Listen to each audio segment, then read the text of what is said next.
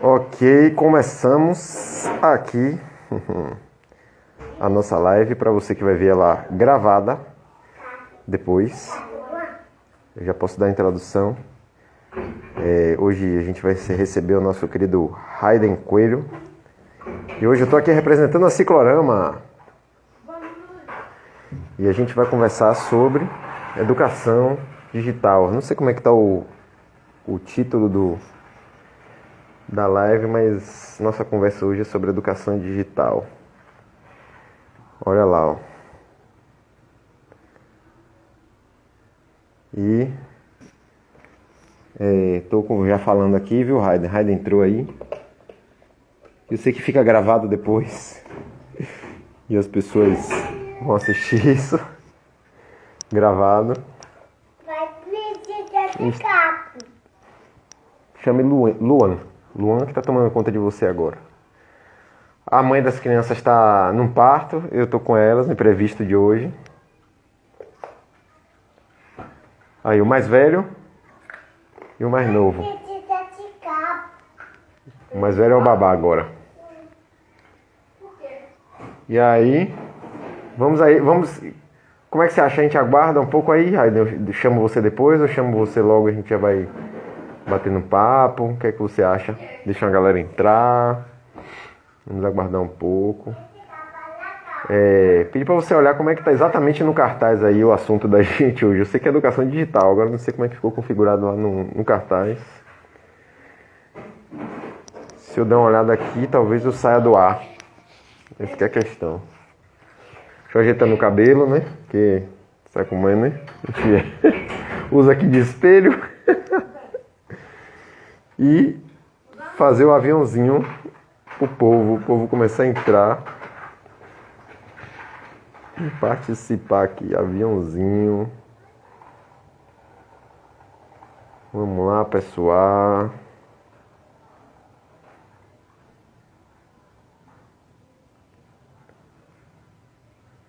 Vamos começar.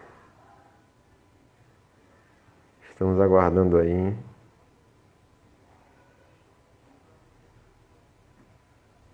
$20 ou 5 pessoas? 20 pessoas ou 5 minutos? Pode ser também, né? Toca no aviãozinho aí, velho, pra ver se...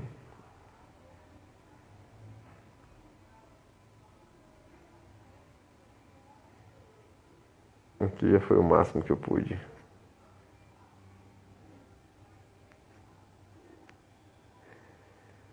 Pois é.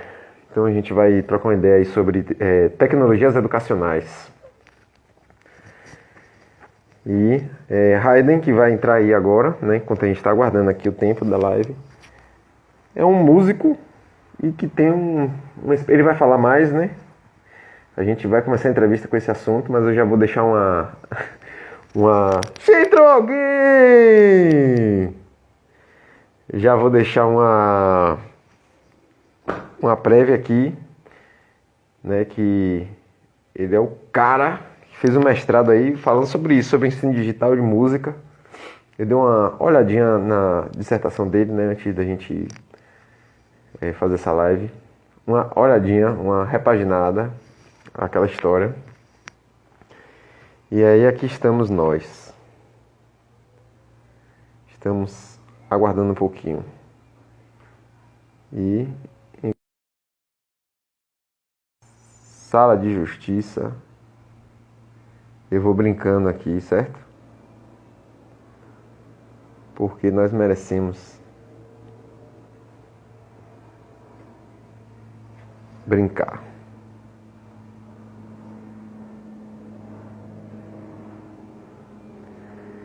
Então é isso, gente. Não, acho que o nosso tema hoje é mais isso aqui, né? Tecnologias educacionais. Olá. Olha, já tem gente entrando. Boa noite.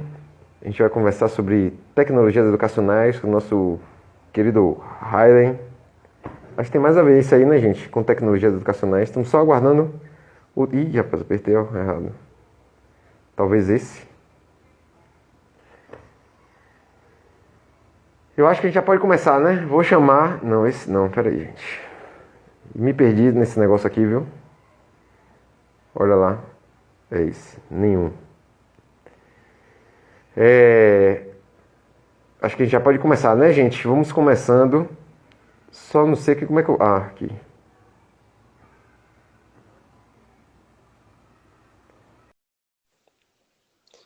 Tô chamando aí o cabra aí.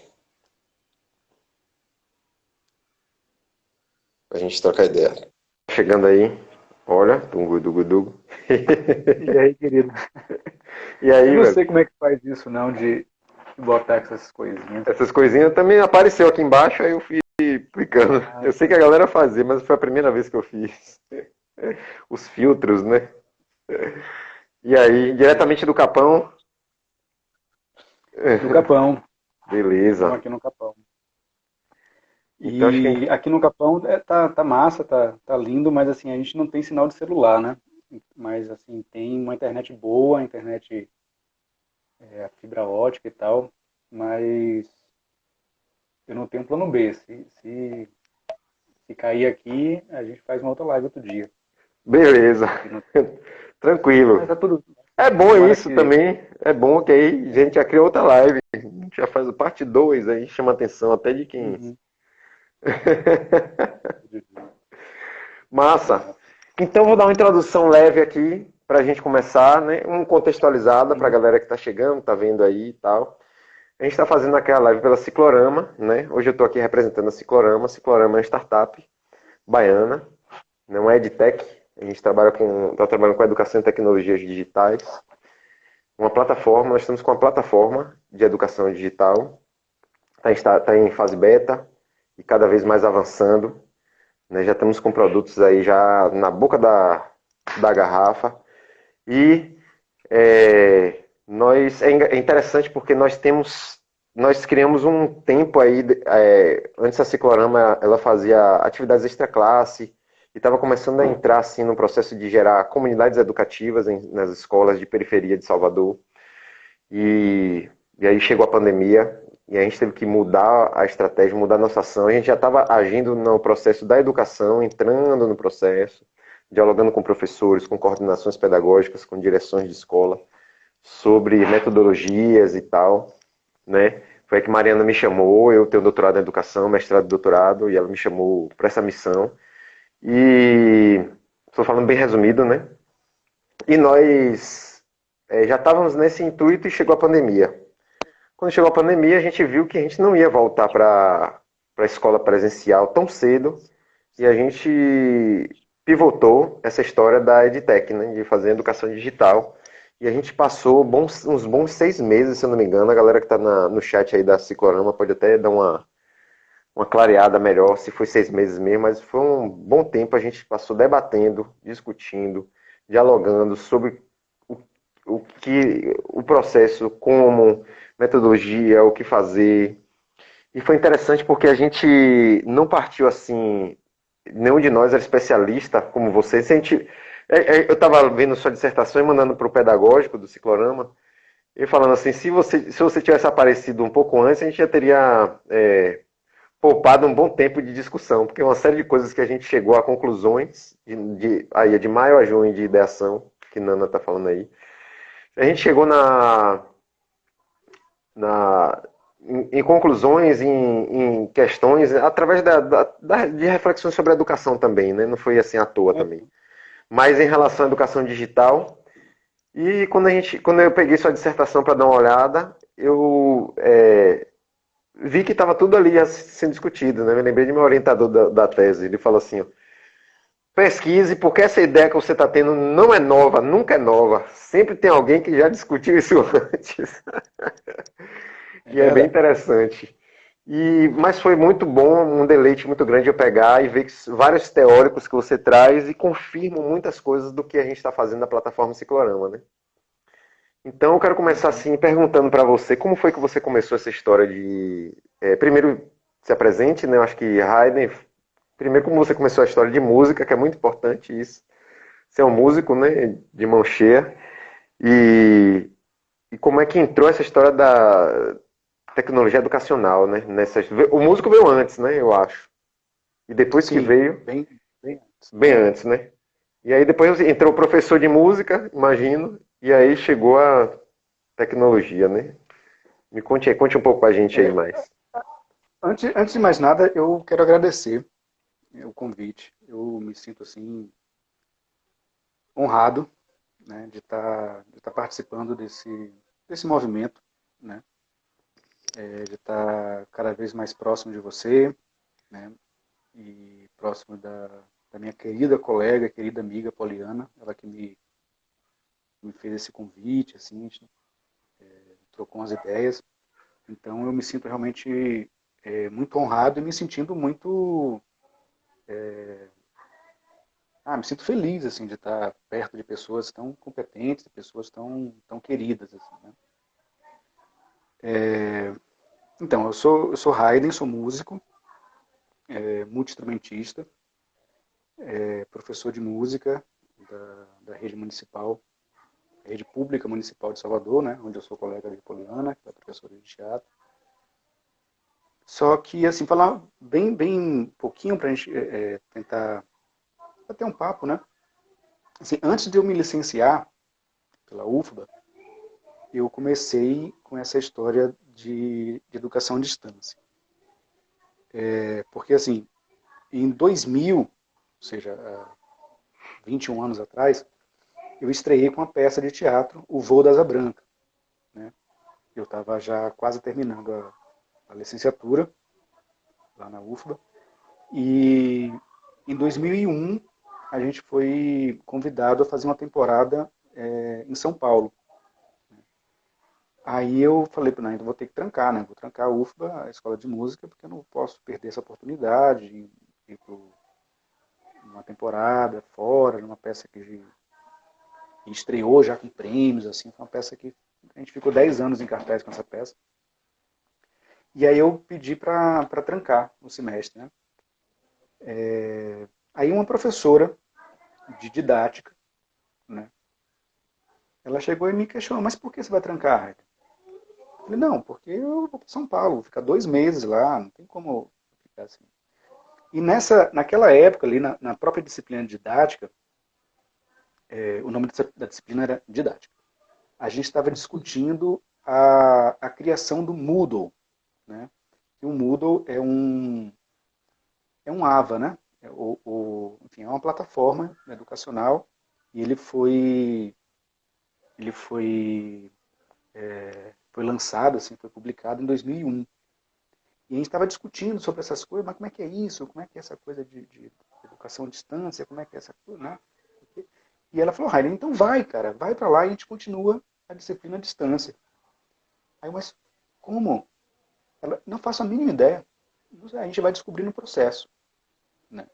Então, e é uma pessoa que eu tenho um grande carinho, assim, uma pessoa que me apoiou muito, assim, nos meus estudos, nas minhas inquietações em educação em geral e em educação à distância específica, que é a Alessandra Assis. Né? Ela foi coordenadora da pós lá em educação e tal, e eu fui para Salvador. Eu fui para Salvador, fui para São Paulo, fiquei 2 meses lá e tentando fazer essa disciplina. Então aí que começou o despertar essa curiosidade para saber o que é, como é que pode, o que não é, né, o que é possível fazer e tal. Então, antes de me licenciar, ou seja, antes de ter a licenciatura em música, eu, como estudante de licenciatura em música, num arranjo assim, para não ter que trancar o semestre, eu comecei a vivenciar essa coisa da educação à distância. Aí eu me licenciei e logo depois eu entrei fiz o concurso, né, da prefeitura, e aí eu fiz teve foi em 2002, assim, num verão antes, eu peguei 2 greves, né, então um verão antes de eu colar grau, aconteceu o Seminário Livre de Música na UFBA, que é um evento que, na verdade, é onde que surge a Escola de Música da UFBA, né? E eu lembro que naquela época foi assim, foi incrível, assim, vários professores, vários músicos do mundo todo lá. Só que aí eu tinha me inscrito no curso de verão com o querido professor Nelson Preto, que era Educação e Tecnologias Contemporâneas. E eu lembro que na época, quando me inscrevi, o pessoal, Heide, o pessoal da escola de música, né? E aí, cara, você viu que fulano de tal vai estar? Cara, eu vi, mas assim, eu não vou fazer nada. Como assim, cara? Você não vai fazer nada do seminário? Não, porque eu estou fazendo o curso de tecnologias educacionais. Então, eu acho que esse foi um marco, perdão, que eu comecei a entrar mesmo assim de cabeça na educação e com o pé ainda na música. Eu sou professor de música da rede, né? Mas aí eu comecei a investigar mais a fundo essa coisa de tecnologia e educação, né? E foi um semestre, assim, com algumas disciplinas, um semestre de verão, né? Então, em vez de ser 4 meses, foram 2 meses, assim, mas de imersão, assim, de segunda a sábado, de manhã, de tarde, de noite. Então, aí foi o divisor de águas, assim, para falar, cara, eu preciso estudar isso, preciso pesquisar e tal. Aí, depois que eu me licenciei, eu fiz uma especialização, né, lato sensu, né, em educação à distância, pela UNEB. Né. Foram 2 anos. Nessa especialização, eu investiguei o currículo do primeiro curso de licenciatura em música de universidade pública, que foi da URGS, né? Universidade Federal do Rio Grande do Sul. E eles lançaram isso em 2007, se não me engano, não me lembro agora. E aí minha especialização foi analisar esse currículo. Então, vários conceitos, assim como currículo rizomático, é, laboratórios de elaboração de material didático para educação à distância, o próprio conceito de educação à distância, o próprio conceito de avaliação de educação à distância.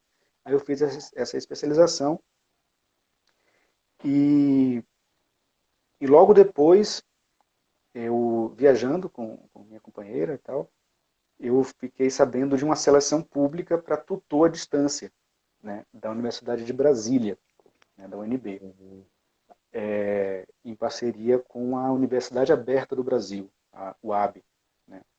E foi a primeira seleção pública totalmente à distância. Né. Então eu estava no Rio Grande do Sul, a gente estava se preparando para ir para a Patagônia e tal, e eu fiz todo esse processo de seleção, gravar vídeo, tudo à distância, aonde eu passei a atuar como tutor. Depois, e foi daí que eu tirei as questões e o interesse de pesquisa, e eu fiz o meu mestrado, né, analisando uma disciplina desse curso de licenciatura em música à distância. Aí depois eu fui convidado a ser professor supervisor da disciplina que eu pesquisei, que é PEM, né, Percepção e Estruturação Musical. E depois eu fui convidado também pela UNB a ser professor orientador do curso de especialização lá da UNB. E eu estou assim como professor visitante, né? Ainda mantendo contato com meu amigo hoje, meu orientador na época, professor, professor Paulo. Então, foi assim que eu comecei, né? Foi muito pela música, assim, de a música me jogar para o mundo, mas eu tentar ainda estudar e tal. Só que antes disso, antes mesmo de entrar na licenciatura, eu venho do interior, né? Minha família é de Prado, do extremo sul da Bahia. Eu nasci aqui lá em Salvador, no caso, né? Nasci em Salvador, mas aí bem cedo assim a gente foi pro interior e eu música, então eu não tive, eu acabei saindo do seio da família para vir para Salvador para estudar música e tal. Então todo esse movimento de interiorização do ensino de música que a Universidade Aberta do Brasil proporcionou sempre ecoou muito forte em mim, né? Porque tem muita gente que não consegue ir para os grandes centros para estudar música e acaba ficando assim, estudando de forma autodidata. E aí a Universidade Aberta do Brasil e antes a Universidade Federal do Rio Grande do Sul começou a ter esses cursos de licenciatura em música à distância. Né? E aí que comecei a investigar, comecei a me interessar. E, e logo depois que eu defendi o mestrado, eu fui convidado pela Fundação Estatal de Saúde da Família a desenhar um curso de introdução à tecnologia educacional, né? O curso que eu nomeei de EATIC, que é uma sigla, né, que é Estratégias de Aprendizagem através das Tecnologias da Informação e Comunicação. Esse curso está no ar há 3 anos, já passou por esse curso mais de 2.000 alunos, né? São estudantes que saem do ensino técnico, né, já estão trabalhando, mas para continuar no trabalho eles precisam fazer um processo de chama de aperfeiçoamento profissional, né, tudo em saúde, né? Só que Uhum. primeiro eles passam por esse curso EATIC, que é basicamente se apropriar do conceito de TIC, né, tecnologia da informação e comunicação, vivenciar, experimentar o Moodle, né? Então, assim, eu até sinto falta na minha formação, assim, de um certificado, assim, de editor de Moodle, mas eu fui fuçando, né, cara? Fui aprendendo com erro, né? Tipo, apertar um botão e apagar tudo que Você não tá falando aí, eu só fico pensando assim, né? Essas siglas, adoro. Eu já ia fazer minha piada, que eu sou palhaço também, né? Pra quem não conhece. Uhum. Se é tique nervoso, né? É TIC. Mas, em falar em tique nervoso, eu acho que o que está acontecendo hoje, para a gente ir logo num ponto assim, calcanhar de Aquiles, né? Nesse diálogo, aproveitando você aqui com a gente. Eu acho que quando chegou essa história de pandemia e as pessoas foram forçadas a usar as tecnologias como forma de mediar o processo educativo, não sei se poderíamos dizer isso, Uhum. Sim. mas todos despreparados para isso, né? E eu acho que Uhum. começou a gerar um monte de tique nervoso na classe professoral, Com que certeza. ficou. E nos alunos, né? Porque tentou se fazer uma mudança da lógica da sala de aula para esse universo e todos os relatos que a gente escuta de que a coisa não tem dado muito certo, né? Claro. Nunca Então, vai dar. e aí, o que é que você, dentro dessa sua experiência, assim, né, de que você já teve aí, desde que você Uhum. começou, da relação com essa coisa, suas experiências e seus estudos também, né, que você tem aí, você fez uma dissertação com a larga pesquisa ali teórica também, e bem prática, bem interessante. Eu recomendo todo mundo ler a dissertação. É do jeito que eu gosto, assim, feita em primeira pessoa. A minha tese também eu fiz em primeira É, pessoa, usando a primeira pessoa. Acho bem uma revolução dentro da academia, né? E como é isso, assim? Porque, tipo assim, eu vi um texto seu que você publicou falando, porque teve, acho que a rede conseguiu não sei quantos equipamentos lá, mas não adianta você fornecer equipamentos para os professores se eles não sabem como usar isso com melhor é. aproveitamento, né? Uhum. Uma coisa que eu gosto de começar quando eu falo assim de tecnologias educacionais, educação à distância e tal, é contar uma piada. Gosto de uma piada que eu acho bem bacana. Assim, que um viajante do tempo, né, o cara criou uma máquina do tempo. E aí voltou para o século XIX. Né, e aí chegou, consegui, até que enfim, tal, e viu uma pessoa passando, eu olhava assim, um lunático com essa roupa estranha. Não, não, eu sou um viajante do futuro. Tá vendo? É um lunático. Não, eu tenho pouco tempo aqui, eu posso te levar para o futuro, vamos para o futuro comigo. Aí o cara, eu vou nessa. Aí entrou na máquina e voltou pro, agora assim, final do século XX, né? Aquela coisa. Aí o cara ficou, não, eu quero voltar, o que é isso? Isso é bruxaria. Não, não, relaxa, isso é tecnologia, a gente está no futuro. Tá vindo cá, vamos andar por aqui que eu vou te mostrar. Aí o que é isso? Ah, meu Deus, carruagem sem cavalo. Não, isso é automóvel, cara. Isso é um automóvel, isso revolucionou e tal. Aí foi lá, entrou no banheiro, tomou um banho quente. Ah, que é isso? Não, é água quente, cara, com eletricidade e tal, não sei o quê.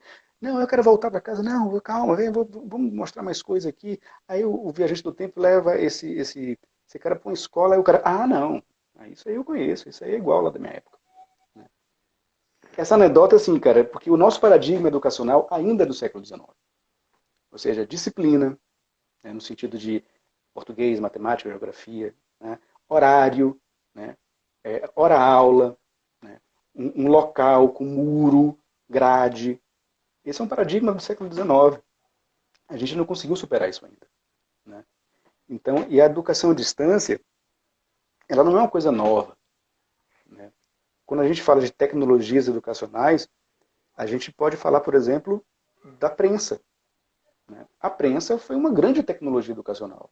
Né? A gente pensar que os caras tinham que escrever manuscrito, tudo aquilo e tal. A prensa foi uma primeira grande tecnologia educacional. E assim, para contextualizar e tentar ganhar tempo, um dos primeiros relatos assim, na literatura sobre educação à distância foi a Universidade Aberta do Reino Unido no final do século XVIII. Né? Então, a educação à distância é algo muito mais antigo do que a gente imagina. Né? Hoje a gente está vivenciando um processo de educação digital, né, que veio com o advento dessas tecnologias digitais. Né? Mas aqui no Brasil, por exemplo, a gente teve um momento, e eu lembro que eu peguei isso, que era o Instituto Universal Brasileiro, não sei se você lembra, que tinha cursos por correspondência. Né? Cursos Você por tinha curso de correspondência, eu lembro dessa história. Exato. Então você tinha curso de eletrônica, de serigrafia. Eu lembro de curso de violão, né, que você recebia pelo correio, né, fascículos e tal. Ou seja, a educação por correspondência na literatura, né, a gente vê que é a primeira geração da educação à distância. Aí a segunda Olha geração só. a segunda geração Isso é a leva a rádio. gente a um monte de reflexão. Você falou agora, deu um. Pois é. Porque a diferença hoje é que você já tem acesso disso sem que precisar que alguém envie necessariamente, né? Você dá uma pesquisa e você Exatamente. acha várias informações já. O Porque que a gente está antigamente vivenciando hoje. a informação precisava ser fornecida. Aham, Hoje, esse aham, universo da informação é fartamente disponível, né? é. E aí? E é importante a gente se dar conta que informação, ela não é necessariamente conhecimento, né? A Hum, informação está ali, o que a gente faz com ela, que a gente transforma ela em conhecimento ou não. Né? Então, o que a gente está vivenciando agora, nesse exato momento, na literatura chama de processos de educação à distância de quinta geração. Quinta, né? Porque é o mobile learning. Né? Porque eu posso levantar aqui, sair e estar ainda no processo educacional, né? Ou seja, não tem mais fio conectado. Claro, se acabar a bateria eu tenho que botar ali, né? Mas o mobile learning é a quinta geração da educação à distância, né? É, isso não é consenso. E uma coisa que é importante a gente frisar é que na literatura, nessa área, tem pouco consenso. Até a própria terminologia. Né? Tem gente que fala que é educação à distância, tem gente que fala que é ensino à distância, tem gente que fala que é educação aberta, é, ensino virtual, enfim, tem várias terminologias, porque, pelo que eu pude investigar e tal, muito dessas terminologias pegam a onda de modismo, entende? hum, E, mas tem dois grandes blocos, assim, duas grandes áreas, que é a área corporativa, né, que aí a empresa, a Ford, nos Estados Unidos, foi a pioneira, né, para fazer processos de aperfeiçoamento profissional dos próprios funcionários, e utilizando a educação à distância, mas o processo é instrucional, né, que é altamente relevante para o que se propõe. Ou seja, aperte aqui, faça isso, vire e tal. Você está instruindo o usuário, o educando, a fazer tal coisa. E tem uma parte mais acadêmica, que é a parte de educação, onde o processo de contextualização, de problematização, de reflexão é mais enfocado. Entende? Então, assim, nesse processo onde que eu pesquiso, que eu faço de educação, a gente encontra em vários autores, aí com nomenclaturas diferentes, três pressupostos metodológicos da educação à distância. Né? E esses pressupostos metodológicos que às vezes passam desapercebido, porque muita gente está querendo pegar a nossa prática. Né? Eu sou professor da Rede Municipal de Salvador há 13 anos. Então, muitos colegas estão querendo pegar a sala de aula, né, o que faz na sala de aula, ou seja, o modus, né, e transpor para um outro locus. Né. Isso não dá certo. Né. Não dá certo porque eu estou te vendo aqui em um quadradinho, né, e assim parece que a gente tem a mesma altura, né, mas você é um cara muito mais alto que eu, por exemplo. Isso faz toda uma relação, né, parece que é brincadeira, mas faz toda uma diferença quando a gente se relaciona presencialmente. E assim, eu estou vendo você bidimensionalmente, né? E presencialmente a gente tem uma terceira dimensão que na tela a gente não consegue. Isso é só um exemplo para ilustrar que se a gente pega o modus presencial e transpõe para o virtual, a gente não vai estar contemplando pelo menos dois, ou às vezes até três desses pressupostos metodológicos, né? Que é saber a interação. Eu preciso interagir. Né? Eu preciso estar trocando afeto, medos, angústias, conhecimento. Né? Todos tem que estar fazendo isso, porque na sala de aula isso acontece o tempo todo. Né? Quem nunca pediu para um aluno calar a boca, porque está dando uma aula, que atire a primeira pedra, né? Porque eles estão ali o tempo todo trocando. Né? Então, se a gente tira esse processo de interação, e detalhe, isso é um ponto que é muito interessante. Interação não significa reação. Não é clique aqui e aconteça isso. Não, isso não é interação, isso é reação. Né? É um processo reativo. Você clicou e aconteceu. Não, interação precisa realmente de uma verdade ali, de você estar se dando, se doando, trocando. Precisa ter interação para ser chamado como tal. Um outro pressuposto é Uhum. que, num ambiente virtual, o texto ele ganha uma dimensão outra. Né? A gente chama de a hipertextualidade. Né? Por exemplo, quando você entrou ali, botou aqueles filtros ali, aquilo é um texto. Né? Você está ali, Humberto, meu querido amigo, que saudade de você, Humberto, entrou aqui. Humberto Barreto. Quando você o ambiente virtual, assim, as tecnologias digitais possibilitam outras leituras, né? Que são os emoticons, que são áudio, vídeo, stickers, GIFs, tudo isso são formas de textualidade. Então, se você pega um texto escrito e bota numa plataforma virtual, você está assim, ó, tá atrás, né? Você não está contemplando várias outras coisas, né? E a terceira, e aonde que eu mais me interesso, que é a autonomia do educando. Né? Tipo, não bate o sinal para você ir para dentro da sala de aula. Né? Não, o educando ele precisa estar exercitando a sua autonomia. Né? E o exercício dessa autonomia, às vezes, é doloroso. Né? Porque você tem que estar aberto para que o cara faça o seu percurso pedagógico ali do jeito que ele acha que é interessante. Mas, ao mesmo tempo, autonomia não é permissividade. Né? A gente faz parte daquele grupo, né, de paternidade ativa e a gente discute, fala sobre isso um pouco. Né? Tipo, eu propiciar a autonomia das minhas crianças não quer dizer que eles vão fazer o que quiserem. Eles não são independentes. Às vezes a gente confunde autonomia com independência. Não. Né? O meu caçula, o Martim, tem 3 anos, ele exerce a autonomia dele, mas ele não é independente. Ora, tem 3 anos, né? Mas ele vai, abre o filtro, pega a água dele. Ou seja, a autonomia é um exercício, a gente precisa exercitar a autonomia. Só que a gente, como professor, muitas vezes não tem autonomia. Né? E eu estava pensando assim, por que eu vou falar sobre tecnologias educacionais? Aí eu fiz uma pesquisa, fui no Google, né? Peguei o celular, fui no Google, e botei ali tecnologias educacionais. Aí o Google me mostrou, fui passando assim várias páginas onde o foco era, assim, na maioria dessas páginas, o foco era num artefato Hum. tecnológico. Seja a plataforma, seja um computador novo, né? Porque o Google agora lançou um sistema operacional, né? Que é o Google Chrome. O Chrome não, é o Chromebook, né?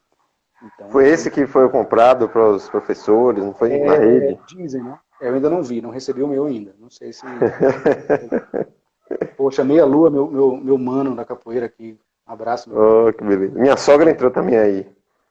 Ah, massa. Ina, querida, uma É. maga, mãos de fada. Nossa, quando eu falo as coisas da Ina, Ó, vou fazer um eu bate-bola. Vou aproveitar esse momento agora. massa. Você falou nesses três princípios. Deixa eu só Conclua. concluir esse raciocínio, porque depois eu fiz a mesma pesquisa em um outro navegador, né?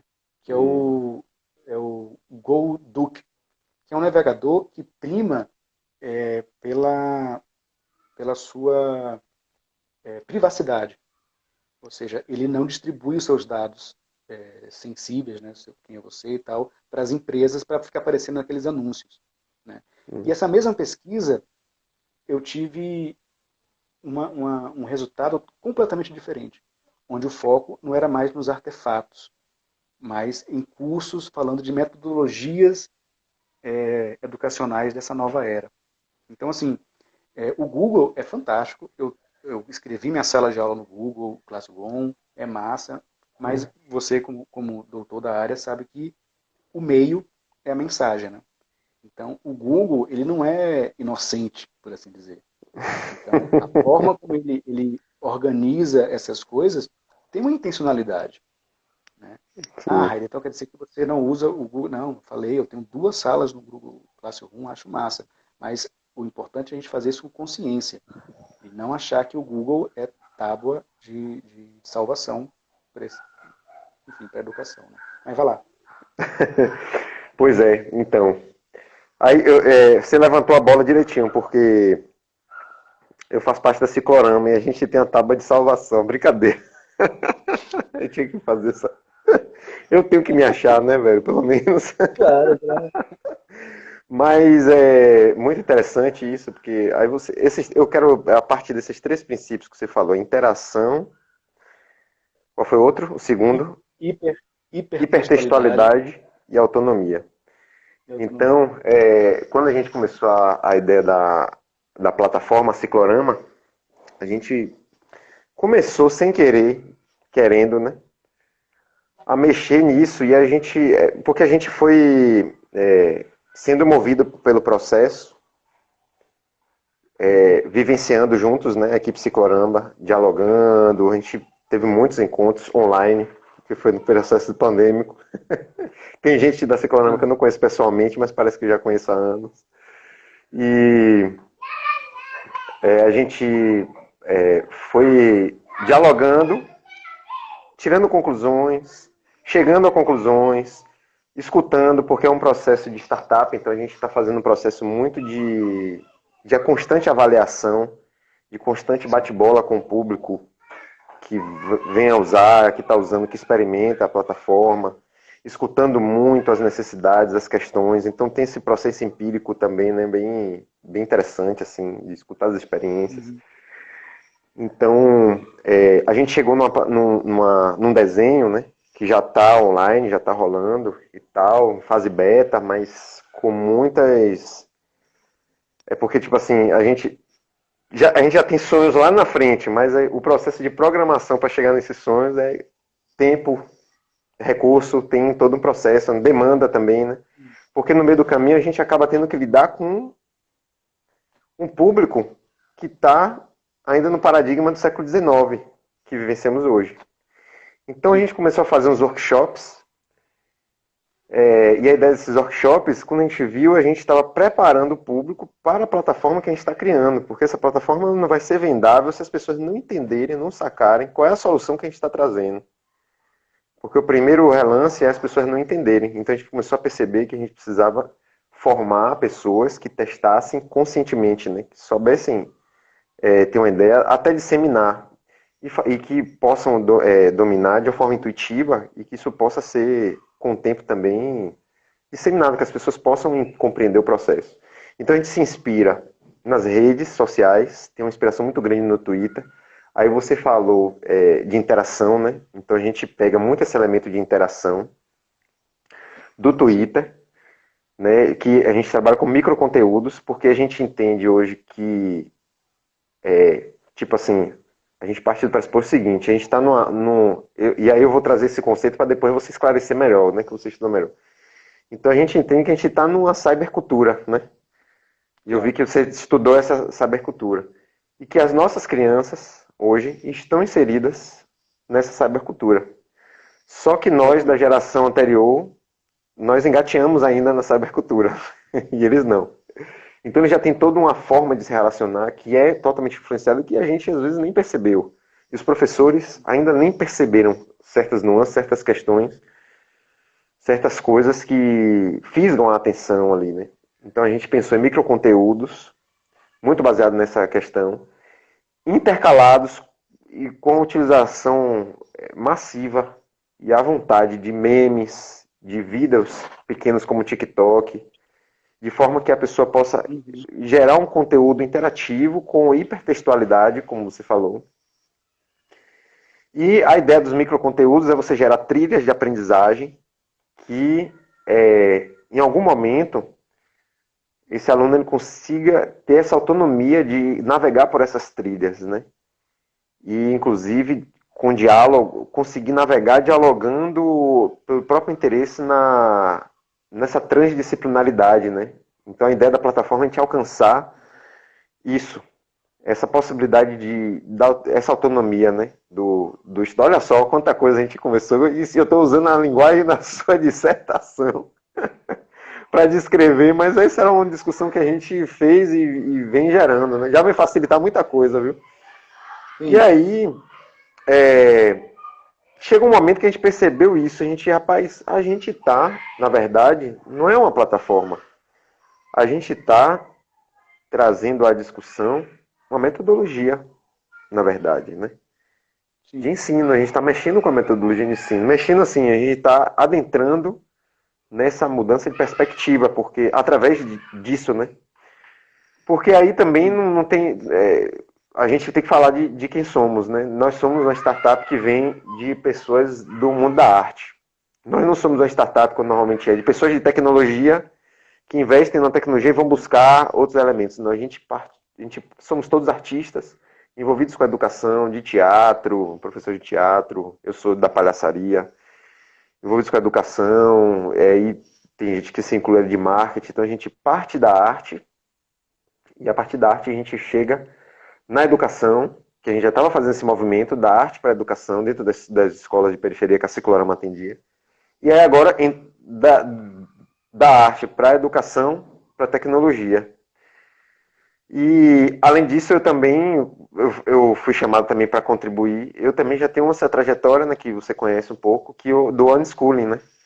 Que é de não levar meus filhos na escola. E eu vejo muito isso, assim, esse processo que não necessariamente a partir da reflexão das tecnologias, né, mas a partir dessa... Talvez por eu ter sido criado nisso, a gente é criado e nem percebe, né?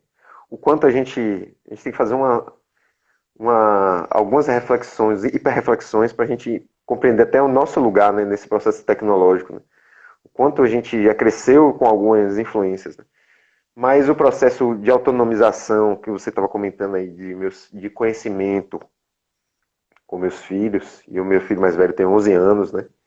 Então a gente já tem um momento ali que é muito esse processo de a gente está dialogando algo, surge algo, e a gente começa, outro dia surgiu do nada, algarismos romanos e tal, e aí ele chega num ponto que ele, aí meu pai, e isso? Aí eu, rapaz, isso aí eu não sei, dá um ok Google aí ele já sabe lá dar ok Google, e já busca e a gente já faz um debate ali, já vai avançando e tal, aí daqui a pouco entra em Império Romano, mas assim, também Império Romano, já entra em história e tal, e tem esse processo bem espontâneo assim, né, e muito do que eu venho pensando era não só para a escola, mas como a escola chegar nesse ponto de entender, porque, tipo assim, uma das questões das principais queixas que a gente escuta é essa coisa da atenção do estudante hoje em dia, né? E justamente porque mesmo que não seja na tecnologia antes, já existe essa influência do tipo de atenção, né, na influência cognitiva, né, nas crianças, E a tecnologia do século XIX que você falou, a sala de aula, né? Paradigmas daquele novo. Agora, É, deixa eu te fazer uma provocação. Você falou que a gente está engateando e tal. Eu acho que isso é é, muito otimista, na verdade. Porque se a gente está engateando, pressupõe que a gente vai andar, né? Depois a gente vai correr e tal. Assim, eu me dei conta, assim, no começo do ano eu fiz uma outra live, assim, para o pessoal das Filarmônicas, né? Um convite de um grande amigo, irmão, saxofonista, Vinícius Freitas. E, e aí eu me dei conta que agora em 2020, 2021, agora eu faço 20 anos que eu estou envolvido com essa coisa, né? Nunca para mim foi assim, eu vou investigar, eu vou ser pesquisador de educação à distância. Não foi acontecendo. Né? Foi acontecendo pelo desenrolar das coisas. Só que assim, se a gente se dá conta que a internet, como a gente conhece hoje, ela tem 30 anos. Eu faço 44 esse ano. Então, eu sou da época pré-computador. Eu lembro que quando eu tinha 9, 10 anos, eu fiz curso de informática. Meu pai me obrigou, né? Na época eu ficava puto com ele, eu queria jogar vôlei, fazer tudo. Mas hoje, assim, eu agradeço meu saudoso pai. Assim, eu comecei a estudar com MS-DOS, né? Fazer programação no MS-DOS, assim. e Nem como sabia mudou mexer no rápido, PC. né, cara? Muito Como mudou rápido, rápido, muito né? rápido. O que a gente Então, alcançou. eu vi aqui que meu primo, meu querido primo Gabriel, estava aqui, mandou um abraço, baterista de mão cheia, assim. Ele tem 20 e poucos anos, né? Então essa galera de 20 anos, né, 25, 28, não sabe o que é o mundo sem internet. Não sabe. Né? É o que alguns educadores que a gente encontra na literatura chamam de nativos digitais. Então a forma de se relacionar. Sim, Humberto Barreto falando aqui, que tu é velho, né? Tá certo. Eu não vou te falar, ligar a sua idade não, hein? Mas tudo bem, também te amo. Quando eu estava fazendo minha especialização, eu levei assim na minha defesa uma propaganda de um banco privado. Não vou falar o nome do banco porque não cabe, né? E era uma propaganda assim, de 30 segundos, né? Super simples, que tinha ou era uma criança ou uma atriz com voz de criança narrando e uma paisagem, assim, um panorama da cidade de São Paulo. Aí a criança falava, mas pai, você precisa entender que quando a gente começou a falar, já tinha internet. Quando a gente começou a ler, já tinha e-mail. Aí tinha assim o nome do banco e falando do advento do internet bank, né? Que é uma coisa que mudou. Assim. Eu não lembro a última vez que eu peguei uma fila de banco. Né? Tudo é pelo computador e tal. Então essa galera ela tem uma outra forma de se relacionar com a existência. E essa forma de se relacionar não é maçante você ficar 50 minutos, uma hora a aula, olhando para um quadro, né, branco ali, é muito maçante. É E muito mesmo que maçante. seja na frente do computador, é maçante, né? Isso é que é interessante. Porque, porque se transpõe um É como pensamento se, não, agora, presencial. se são nativos digitais, então eles vão se interessar melhor se for na frente do computador. Mas aí quando chega na frente do computador e faz a mesma coisa que faz dentro de uma sala de aula, é pior ainda, Aí né? não rola. E aí a gente, cara, Humberto botou aqui, e eu acho fantástico que você botou, cara, que a arte é educação e tecnologia, completamente. A É. gente, enquanto artista, né, músicos, musicistas, dançarinas, dançarinos, atrizes, atores, enfim, a gente já vivencia e o termo é esse que está falando, esse currículo rizomático, na nossa própria formação. Né? É. Porque eu entrei na faculdade e tal, mas enfim, eu atuei em banda sinfônica, em banda filarmônica, toquei em orquestra, toquei em big band. A gente tem que se virar, né, cara, para matar o cachê, para É. poder sobreviver. Então, a nossa formação, querendo ou não, ela é rizomática. Perceba É. o termo do rizoma, né? O rizoma, tipo, eu aprendi esse conceito assistindo o show da Luna com minha filha, né? Que a E eu Luna tem um também, desenho, né? Eu também, que sou da palhaçaria, sempre ouvi, desde quando eu comecei minha formação, que o palhaço ele é o artista. E É, no circo ele faz de tem que tudo, né? fazer, tem que fazer de tudo. Fazer E de eu tudo, tem que realmente, se quando eu virar. vou pra rua, eu tenho que fazer um pouco de tudo. Aí eu aprendi a tocar pandeiro, me tornei um pandeirista. Tem gente que eu nunca estudei, né? E eu não acho que eu sou bom assim, mas tem gente que falou que eu já tô no caminho, que se eu treinar, eu viro um bom Então, pandeirista. assim, eu ainda, quando eu fiz a minha revisão de literatura, foi específico, eu estava falando de mediação, né? Mediação online de música, mas eu ainda não, naquela época, hoje eu estou com outros interesses, assim, mas continuando trabalhando nessa questão, eu não vi nenhum estudo consistente de cunho biológico, de como que os nossos neurônios estão se comportando com isso. Isso o quê? Tempo de exposição em tela, né?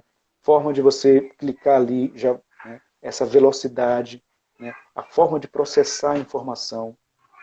Sim. Talvez ainda não tenha tempo, talvez a gente leve mais A uns 20 gente, anos para poder essas coisas a gente tem uma tese, né? Que a gente está procurando comprovar. É que existe uma possibilidade, uma capacidade de aproveitamento muito maior, né? Com menos tempo de estudo, digamos assim. Claro, Que uma pessoa claro, precisava estudar, passar 4, 5 horas estudando aquele assunto em uma hora, não necessariamente corrida, mas em uma hora de interação, né? Ela pode captar aquele assunto. E, e isso baseado também no esse processo de autonomização, uma vez que a autonomização requer você olhar para o interesse, a vontade, né? exato. O desejo de aprender. E tem um fator fundamental nisso tudo, que a gente partiu disso também na educação, que a educação é relação, né? Com certeza. E na verdade essas tecnologias elas são na verdade algo que vem trazer algo para a relação. Aí, como a gente usa, Uhum. é que vai dizer, né? Como é que a gente vai usar. É. Uma coisa que eu queria chamar a atenção, que nessa relação, esse processo de relação, a educação à distância, ela traz um outro conceito, que é o conceito de temporalidade. Hoje a gente não precisa estar ao vivo ou em tempo real para se relacionar, né? Se está gravado agora, outras pessoas vão assistir, ou seja, vai assistir de forma assíncrona, né? E vai ter os seus processos, vai passar, né? Vai ter suas Sim. relações. Ou seja, isso é uma coisa, essa relação de temporalidade, né? Se é síncrono ou é assíncrono, como que a gente se relaciona com esse conteúdo. Eu quero pontuar essa palavra conteúdo, que daqui a pouco eu falo sobre isso. Então, a gente acaba tendo que a educação hoje, a educação digital, está se resumindo a lives, né? E isso está tendo uma sobrecarga de trabalho, tanto para o professor quanto para o educando. E a gente não está aproveitando o que a educação à distância pode nos proporcionar, Pode proporcionar. que é o alargamento, né, da questão temporal. Eu posso gravar, eu acho fantástico, ainda não me apropriei da proposta da Psiclorama, mas pequenos vídeos ou enfim, extintas. A Rosinha está com fome. É Luiz. Chame Aí, Luan. Luiz, Luan está tomando conta de você. é, Deixa eu abrir aqui. ele quer papar. Então, essa Vá. a relação assíncrona com o conhecimento é algo que a gente está pouco explorando, né? Justamente por isso, porque a gente tem pouca familiaridade com essas novas tecnologias educacionais, mas tecnologias no sentido não de artefato, não é essa coisa que a gente pega, não é o celular, o meu Samsung aqui, não é o meu sistema operacional que eu uso Linux, não é isso. É o que está por trás disso, né? É como que a gente outras formas de pensar as Sim. relações, né? E assim, quando eu pontuei o conteúdo, uma das formas um dos estágios, talvez, ou camadas do processo de interação é como o educando ou a educanda interage com o conteúdo, né? É um conteúdo escrito, né? É um conteúdo que é um vídeo, né? Isso é um processo de interação. Eu posso, por exemplo, no meio de um vídeo, pausar aquele vídeo, né, e mandar uma mensagem, né, e essa mensagem me mandar para uma outra proposta, ou seja, o quão interativo é a relação com o conteúdo. Porque esse paradigma do século XVII, perdão, do século XIX, é completamente fundamentado no conteúdo e não na relação. Você tem que aprender 1 quilo de coisas, né? Ah, professor, só consegui aprender 950 gramas, então você vai ficar com 9,5. Não pode dar 10, porque você tem que aprender 1 quilo. Né? Como se isso fosse possível mensurar E isso. sabe sabe o que é interessante? E aí, trazendo uma pimenta para isso que você está falando, é que as pessoas ainda investem nisso, acham que isso que vai preparar as crianças para o futuro. Pois é. Na Eu verdade, as já, crianças quando a estão gente, aqui nos preparando para o futuro. Né? quando a gente fala que não leva os filhos na escola e tal, a gente sempre recebe as mesmas provocações há 11 anos. Uhum. Normalmente são as mesmas provocações. Já tem 11 anos refletindo os mesmos argumentos que as pessoas, em geral, perguntam, né, questionam e têm dúvidas também, né? E uma coisa clássica é essa, né? Tipo, bom, se ele não vai na escola, e se um dia ele quiser fazer medicina? Ou se um dia ele quiser fazer engenharia, né? Então as pessoas têm essa ideia de que aquela estrutura ali, ela tem, e realmente isso é um tempo, em algum momento do passado, em algum momento da história, isso realmente existia. Só que as pessoas ainda não estão olhando para o mundo, né? E percebendo que, tipo assim, isso você falou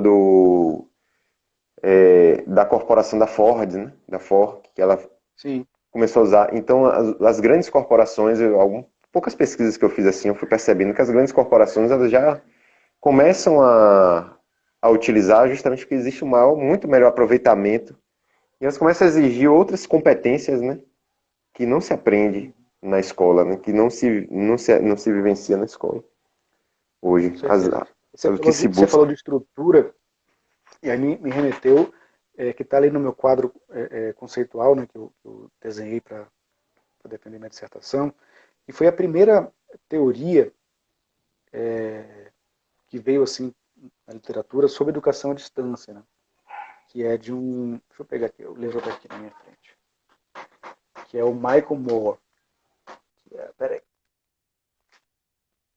É o Michael Moore e o Greg Grisley, não sei se dá para ver aqui.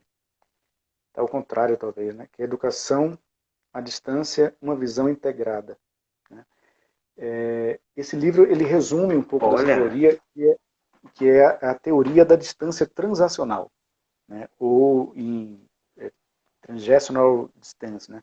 Que essa teoria, ele fala uma coisa que eu achei fantástica, como me dei conta disso, que em programas, ou disciplinas, ou cursos à distância, essa distância tem pouco a ver com o aspecto geográfico. Porque não importa se o cara é meu vizinho aqui de porta, ou se o cara está no Japão. Né?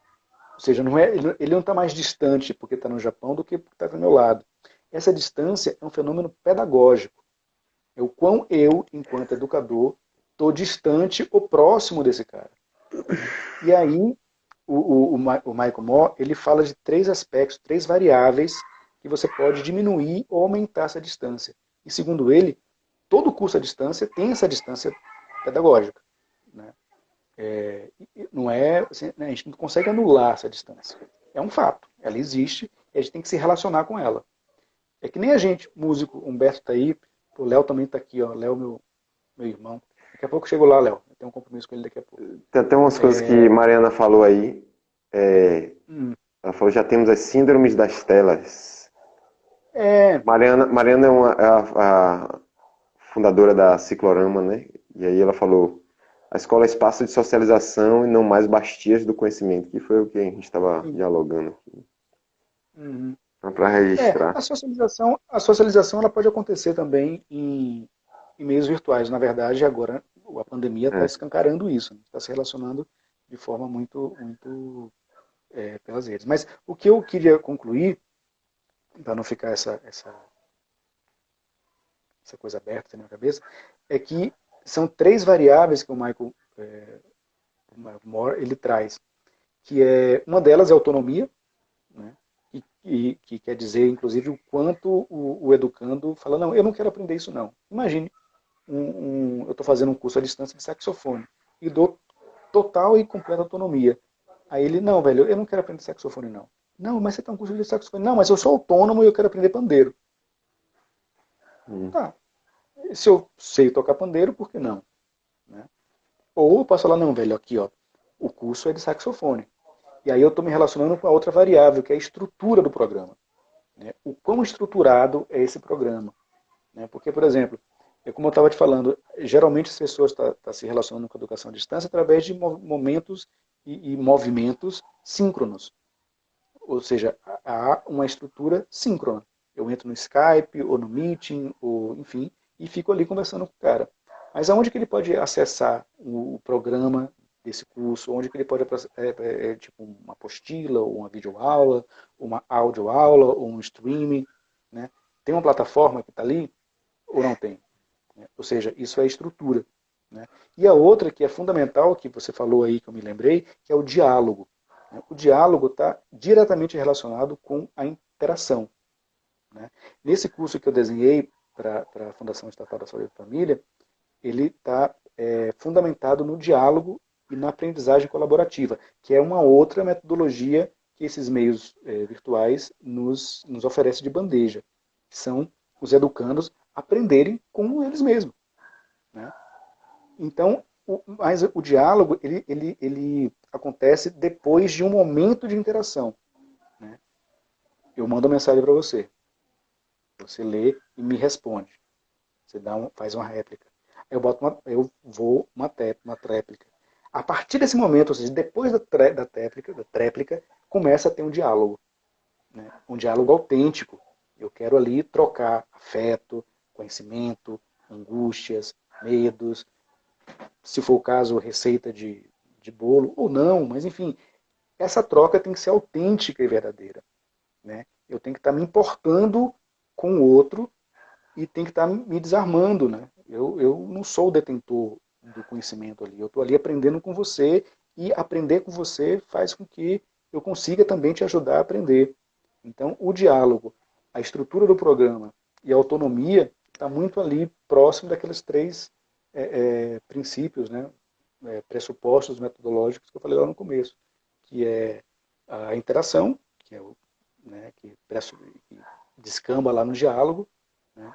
A hipertextualidade, que é uma forma de falar como é que você está estruturando o seu programa, e a autonomia. Né? Então, a autonomia é um ponto, assim, é uma palavra-chave para esses processos de educação à distância. O cara tem que estar autônomo. Né? E eu ainda não li muita coisa, na verdade, eu só vivencio aqui com as crianças que acordam já querendo assistir, tá? A gente não vai assistir, e o tempo de tela são 2 horas, no máximo, por dia, não cumulativas. Tipo, hoje eles não assistiram, então amanhã fica 4 horas. Não. 2 horas por dia, amanhã é só 2 horas, porque pô, a gente está no Capão, cara, a gente está aqui do lado do Novo Mundo, então vamos pisar vamos se arranhar, vamos ralar o joelho, né? Vamos bater cabeça na pedra. É importante, né? Cicatrizes fazem parte da vida. Então, assim, muito dessas síndromes, eu suspeito que tem muito a ver de você estar lidando com a tela, mas se relacionando com uma coisa que você não tá afim, cara. Não tá muito afim de ficar vendo. Tipo, é importante, fórmula de Bhaskara. Tá, mas, poxa, será mesmo que é imprescindível? Né? Será que não é mais interessante você começar a se dar conta de que, por exemplo, opinião não é argumento? Né? O que é argumento? O que é opinião? Como é que eu me relaciono com o outro? Né? Porque nesses tempos de pós-verdade, a gente vai se confundindo com isso. Né? Como é que nossos adolescentes estão se relacionando com isso? Quando eu falei isso com meus alunos, não, eu tenho direito à minha opinião. Eu falei, tenho, completamente. Mas opinião não é argumento, eu não quero saber sua opinião. Eu quero saber qual argumento que você vai falar para falar que isso aí que eu estou mostrando para você, que no caso foi uma música de John Cage, não é música. Aí, e aí, qual é a diferença de argumento e opinião? Pois é, cara. Então a gente tem que começar a pensar, né? Exercitar esse nosso melhor e mais importante músculo, né? Que é o cérebro. Mas acho que estou começando a devanear demais, mas vamos nessa. Tá ótimo. Eu acho que a gente pode caminhar para finalizando, né? Aí também, pra gente. A gente já gastamos nossa 1 hora de tela, viu? Você Acho que falou o isso Instagram 2 horas por dia. poxa, mas assim, pra gente que trabalha com isso, cara, não, acaba que fica muito mais tempo, infelizmente. Com certeza.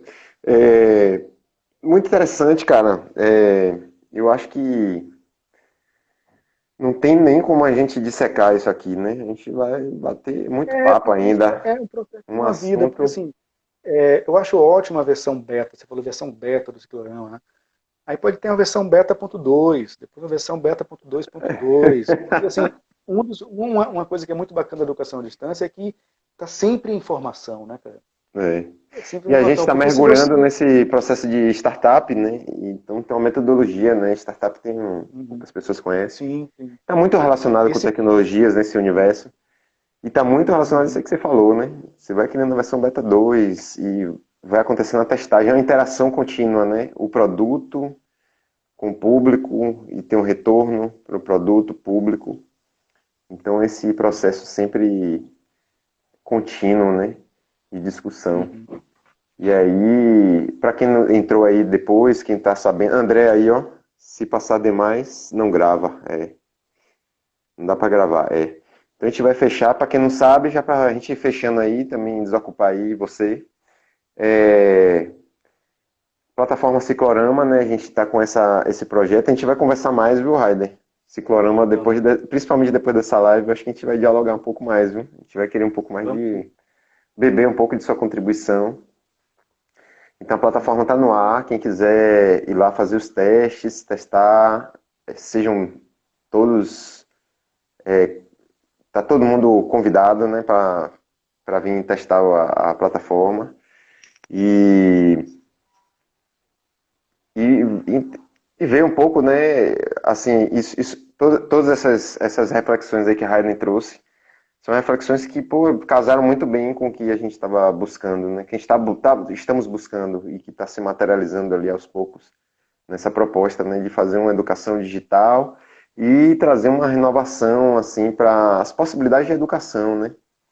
E trazer essa reflexão para as pessoas, porque é aquela música, né, chorava todo mundo, mas agora ninguém chora mais, chora mais, chora mais.